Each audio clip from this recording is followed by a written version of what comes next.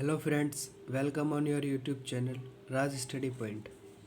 आज हम history class 12 chapter 9 शासक और इतिवृत्त मुगल दरबार लगभग 16वीं और 17वीं शताब्दियाँ।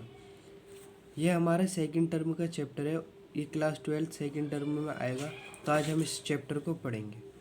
इस चैप्टर का केंद्र बिंदु मुगल इस चैप्टर का जो मुगल राजवंश वो इस चैप्टर का केंद्र बिंदु है। इस चैप्टर में हम सारी चीज़ें मुगल साम्राज्य से रिलेटेड पढ़ेंगे। सबसे पहले हम जानते हैं बाबर के बारे में। बाबर जो था वह मुगल साम्राज्य का संस्थापक था। तो उस टाइम में जब बाबर ने 16वीं शताब्दी में मुगल साम्राज्य की स्थापना की, तो जाहिर सी बात है कि उसने कोई युद्ध लड़ा होगा या फिर षड्यंत्र रच के या फिर किसी भी तरीके से उसने जो अपने साम्राज्य की स्थापना की वो किस प्रकार करी। तो बाबर ने अपने साम्राज्य की स्थापना 1526 में पानीपत की प्रथम लड़ाई लड़ी बाबर ने इब्राहिम लोदी से, जो दिल्ली का सुल्तान था। बाबर ने इब्राहिम लोदी को पराजित कर दिल्ली और आगरा पर अधिकार कर लिया। इस प्रकार बाबर ने मुगल साम्राज्य की स्थापना करी भारत में।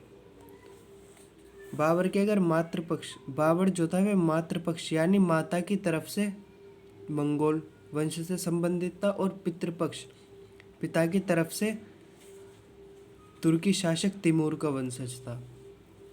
बाबर की मातृभाषा जो थी वह तुर्की थी। मुगल साम्राज्य के शासक स्वयं को एक विशाल और विजातीय जनता पर शासन के लिए नियुक्त मानते थे।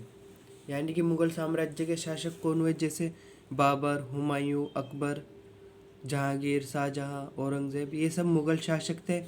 और ये स्वयं को यानी अपने आप को विशाल, बड़ी और विजातीय, जिस पर ये ऐसी जनता जिस पर ये शासन करते थे, तो हमारे देश पर ये शासन करते थे भारत में, तो यहाँ की जनता कई धर्मों में विभाजित थी, अलग अलग जातियाँ थी, तो इस प्रकार ये उन सभी पर अपने आप को शासन के लिए नियुक्त मानते थे। मुगल राजाओं ने दरबारी इतिहासकारों को विवरणों के लेखन का कार्य सौंपा। मुगल राजाओं ने जितने भी इतिवृत्त लिखवाए वो सब अपने ही दरबारी इतिहासकारों से लिखवाए। अंग्रेजी में लिखने वाले आधुनिक इतिहासकारों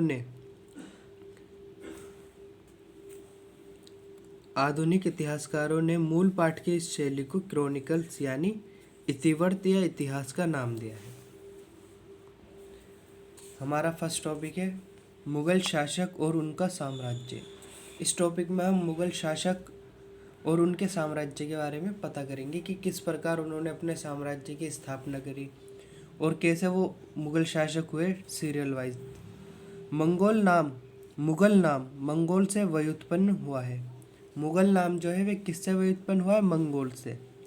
यद्यपि आज यह नाम एक साम्राज्य की भव्यता का एहसास कराता है, लेकिन राजवंश के जो शासकों ने स्वयं के लिए यह नाम नहीं चुना था। यानी कि मुगल राजवंश के जो शासक थे जैसे बाबर, हुमायूं, अकबर, इन्होंने अपने लिए खुद के लिए यह नाम मुगल नाम नहीं चुना था।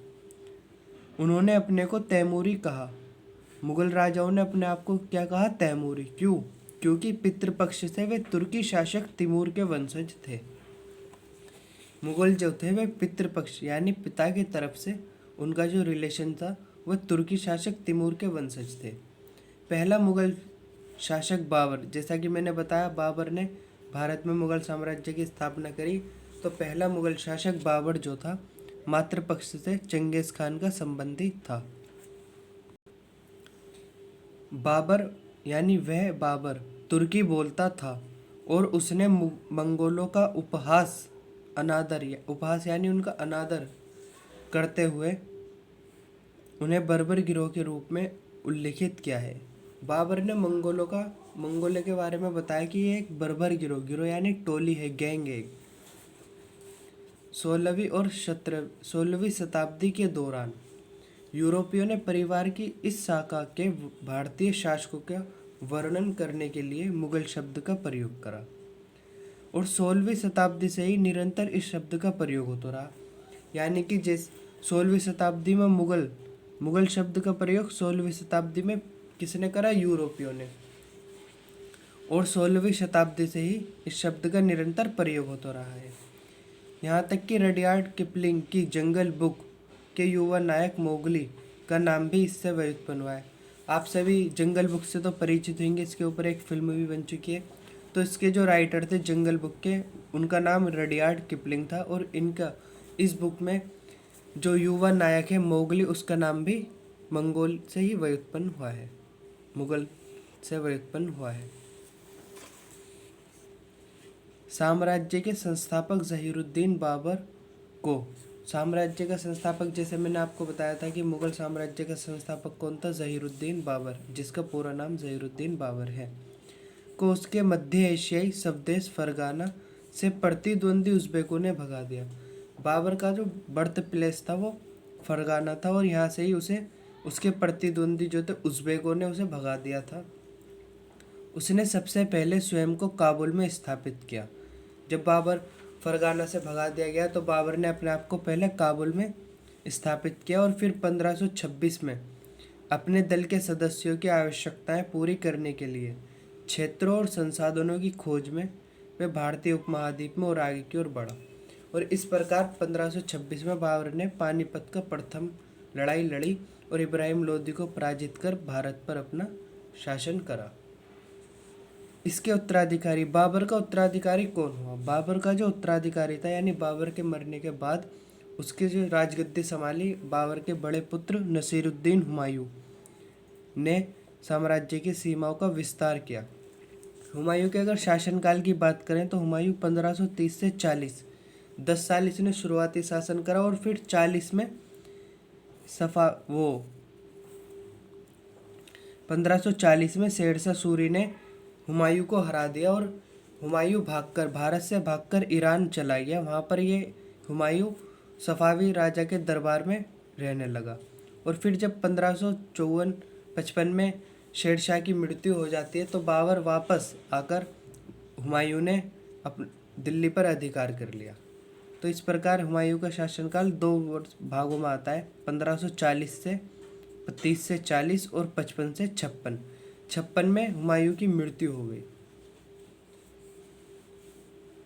नसीरुद्दीन हुमायूं ने सीमाओं का विस्तार तो किया, परंतु वे अफगान नेता शेरशाह सूरी से पराजित हुआ, जिसने उसे ईरान के सफावी शासक के दरबार में निर्वासित होने को बाध्य कर दिया। 1555 में हुमायूं ने सूरों को पराजित कर दिया, किंतु एक वर्ष बाद ही यानी 1556 में हुमायूं की मृत्यु हो गई।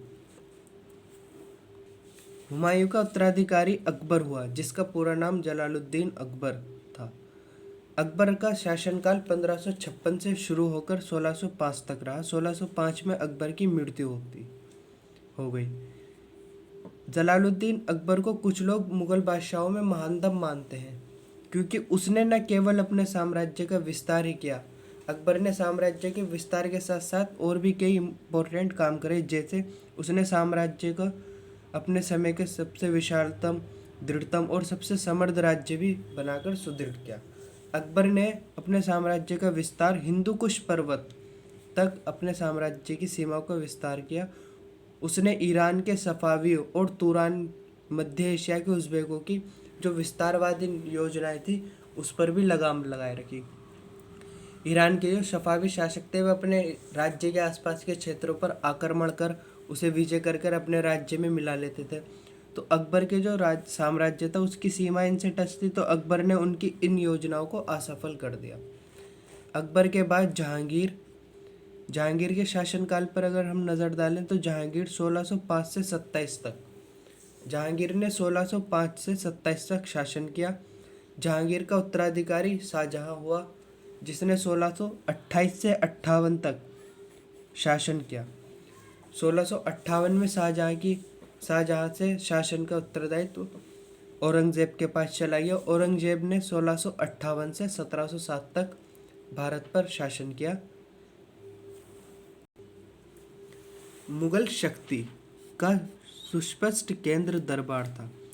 दरबार जो था वो मुगल शक्ति का सुस्पष्ट केंद्र था, क्योंकि यहाँ से ही अन्य राज्यों के साथ संबंध गढ़े जाते थे, यहीं सारी महत्वपूर्ण गतिविधियाँ होती थी। तो दरबार जो है मुगल शक्ति का सुस्पष्ट केंद्र भी माना जाता है और था भी। 1707 में औरंगजेब की मृत्यु यानी 1707 में औरंगजेब की मृत्यु हो जाती है और उसकी मृत्यु के बाद मुगल राजवंश की शक्ति घट गई। औरंगजेब जो था वो अंतिम शक्तिशाली मुगल बादशाह के रूप में भी जाना जाता है। औरंगजेब के बाद कोई भी मुगल बादशाह इतना शक्तिशाली नहीं हुआ। औरंगजेब की मृत्यु के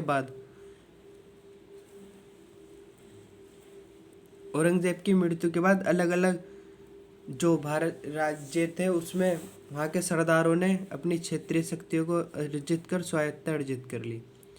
1857 में इस वंश के मुगल वंश के आखिरी और अंतिम शासक बहादुर शाह जफर द्वितीय को अंग्रेजों ने उखाड़ फेंका।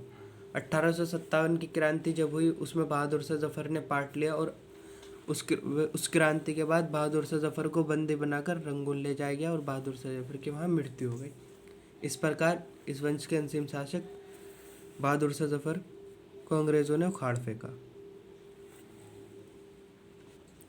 नेक्स्ट टॉपिक है हमारा इतिवृत्तों की रचना। मुगल बादशाहों द्वारा तैयार करवाए गए इतिवृत्त साम्राज्य और उसके दरबार के अध्ययन के महत्वपूर्ण स्रोत हैं।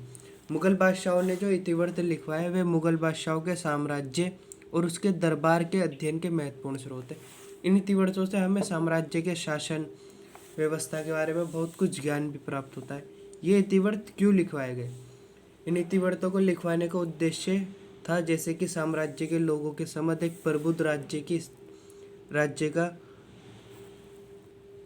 के बारे में बताना। और ये इतिवृत्त इसलिए भी लिखवाया गया जिन लोगों ने मुगल साम्राज्य का विरोध किया उन्हें भी इसका सांकेतिक अर्थ था कि उनके सारे विरोध असफल होंगे। ये इतिवृत्त इस साम्राज्य के अंतर्गत आने वाले सभी लोगों के सामने एक प्रबुद्ध राज्य के दर्शन की प्रायोजना के उद्देश्य से लिखे गए थे।